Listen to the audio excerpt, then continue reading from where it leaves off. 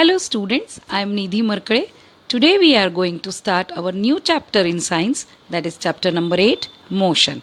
So students, in everyday life we see some objects are at rest while others in motion. Like birds fly, fish swim, blood flows through veins and arteries and cars move, etc.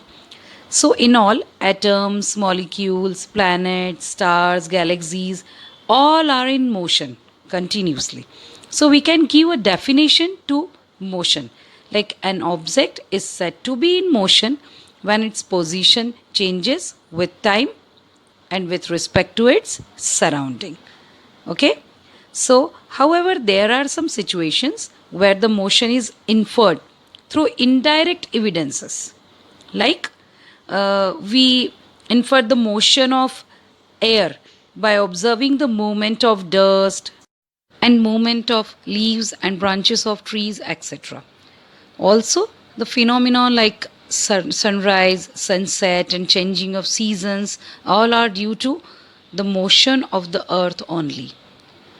So, an object may appear to be moving for one person and stationary for some other.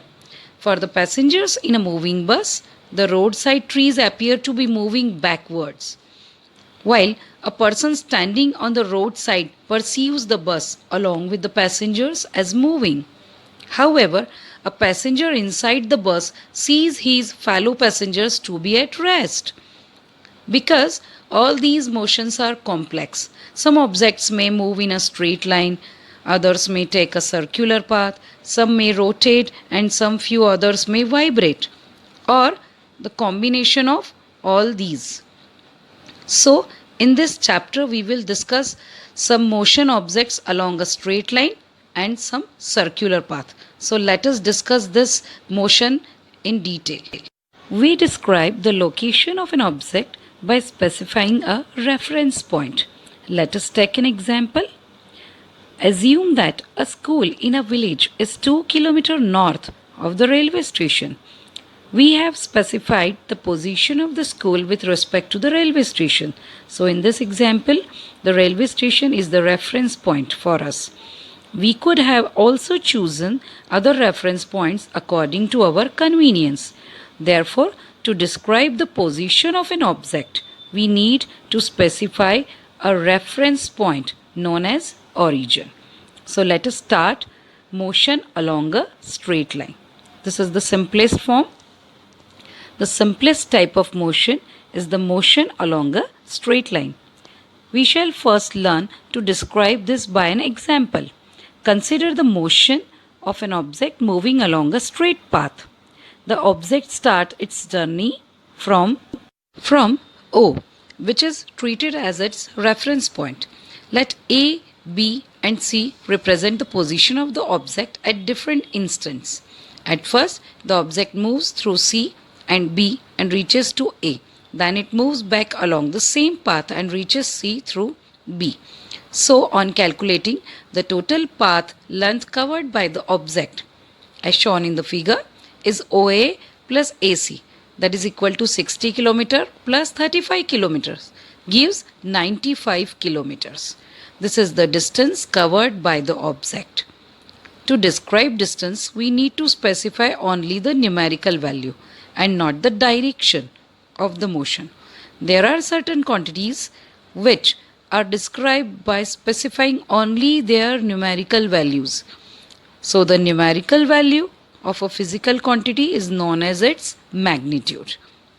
So, the shortest distance measured from the initial to the final position of an object is known as displacement. So, for the motion of the object from O to A, the distance covered will be 60 km and the magnitude of displacement will also be 60 km. While in case of distance we are only taking numerical value, and in case of displacement we are taking numerical value as well as the direction. But during its motion from O to A and back to B, the distance will be just the numerical value, that is 60 km plus 25 km, which is equal to 85 kilometer, while the magnitude of displacement will be only 35 kilometer, which is not equal to the distance, that is path length 85. So here we can say the displacement of a particular motion of an object may be 0, but the corresponding distance covered will never be 0. If we consider the object to travel back to O, the final position coincides with the initial position and therefore displacement will be 0. However, the distance covered in this journey is OA plus AO, which is equal to 60 km plus 60 km gives 120 km. Thus, two different physical quantities, the distance and the displacement, are used to describe the overall motion of an object and to locate its final position with the reference to its initial position at a given time. Next, uniform motion and non-uniform motion. Consider an object moving along a straight line.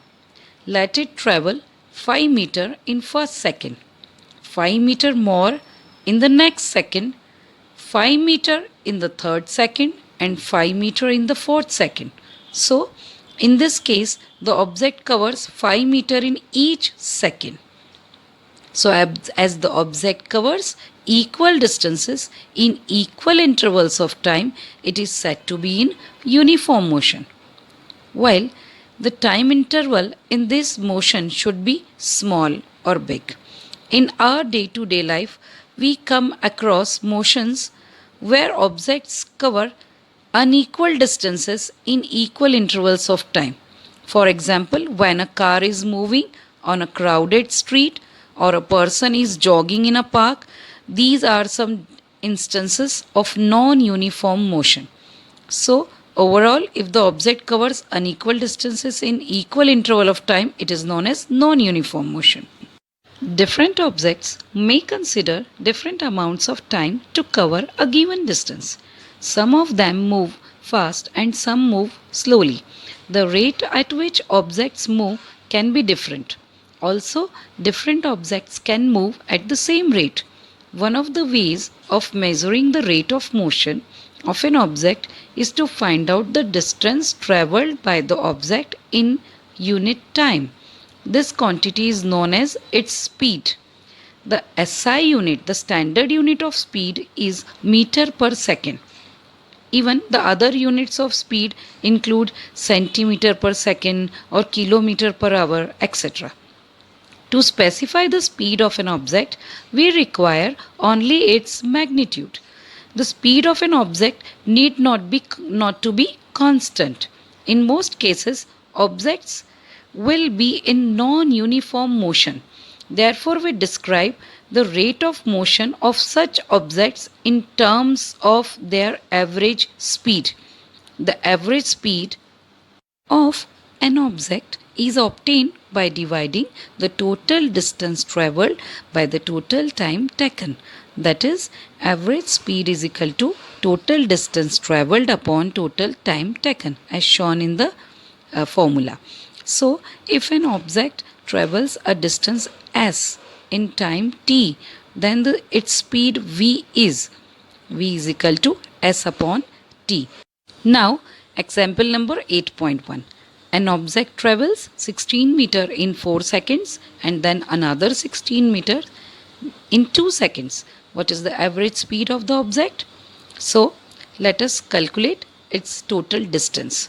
Total distance travelled by an object will be 16 meter plus 16 meter, which is equal to 32 meter. While the total time taken will be 4 seconds for first case and 2 seconds for next case. That is 4 seconds plus 2 seconds equal to 6 seconds. Now our formula, average speed, total distance travelled upon total time taken, that is 32 upon 6, will be equal to 5.33 meter per second. Students, I hope you understood the initial topic of this chapter, that is motion, uniform motion and non-uniform motion. Thank you for listening.